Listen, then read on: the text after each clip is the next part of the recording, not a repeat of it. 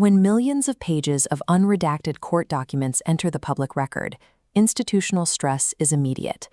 The fracturing of social cohesion often begins with a single, unverified detail that forces a population to question the legitimacy of its own laws. Research into the minimization plan suggests this is a known strategic objective. Analysis of state-funded outlets like RT and Sputnik shows that in 2019, the Epstein saga received more coverage than Brexit or the Hong Kong protests. This sustained focus points toward a goal of damaging the moral authority of Western democracies by portraying their leadership as a single, corrupt entity. The weapon functions by anchoring itself to a kernel of truth, the documented connections between a vast network of power and a convicted predator. By creating a narrative where these associations equal complicity, adversaries can turn an investigation into a tool for mass societal demoralization. This strategy utilizes the public's own demand for transparency. When a population is primed by years of institutional distrust, any effort to follow legal redaction processes is interpreted as an effort to hide deeper rot. The files contain a specific structural feature known as the human shield. This involves the inclusion of incidentals, individuals like pilots, legitimate academics, or scientists, whose presence in a flight log or contact book is entirely non-criminal.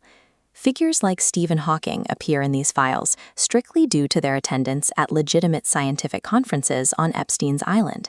However, in a raw data dump, these names are stripped of their context, making it impossible for the public to distinguish a Nobel laureate from a criminal predator.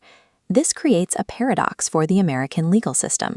To protect the privacy of the innocent, the government must redact their names.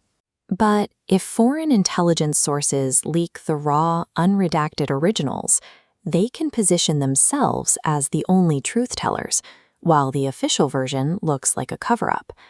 The base of the target population, already deeply suspicious of a hidden deep state, reflexively rejects the official government release.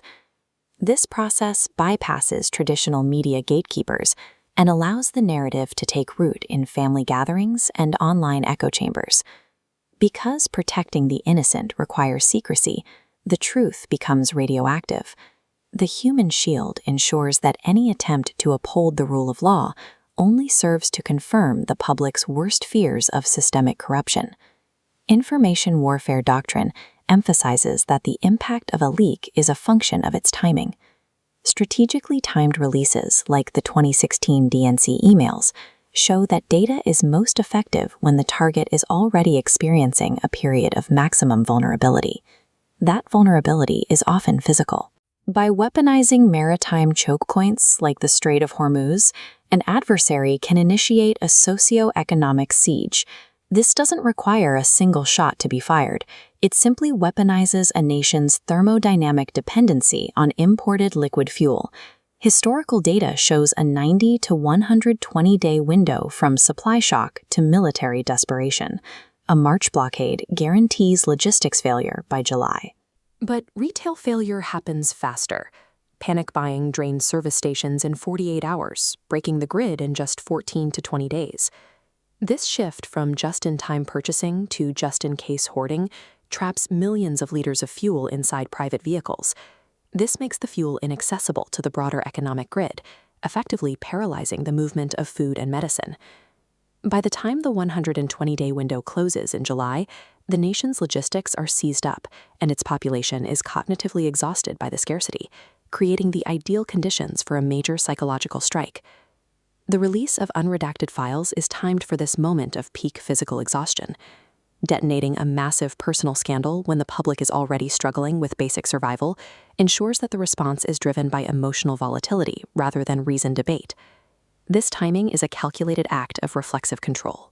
It uses the holiday season, or a period of national crisis, to maximize the psychological impact, ensuring the narrative spreads rapidly through fragmented media cycles. The goal is to fracture the country into warring tribes.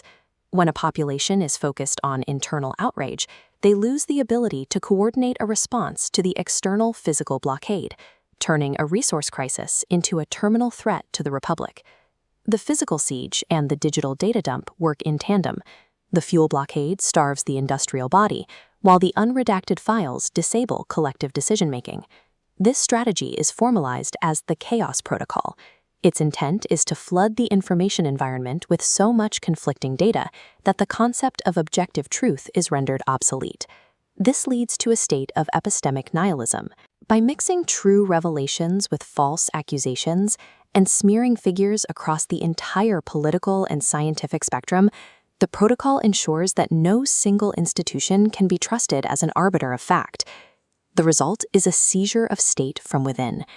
When the public can no longer distinguish truth from fiction, the mechanisms of government are paralyzed by self-inflicted division and the constant threat of vigilante mobilization. The reputation of the democratic model is dismantled when a society paralyzes itself, effectively clearing the way for a more authoritarian order to present itself as a stable alternative. Diffusing a timing attack requires a strategy of radical truth.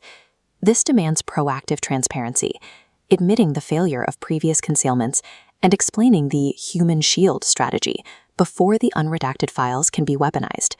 By contextualizing the names and the timing calculus in advance, the shock value of the release is neutralized.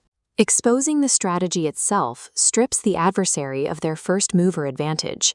When the public understands how their distrust is being manufactured, the Epstein bomb becomes a documented information operation rather than a narrative singularity. Resilience begins with a shift in focus. Instead of reacting to the content of a leak, we must analyze the intent behind its timing. The goal is to restore a shared foundation of reality before the next timer runs out.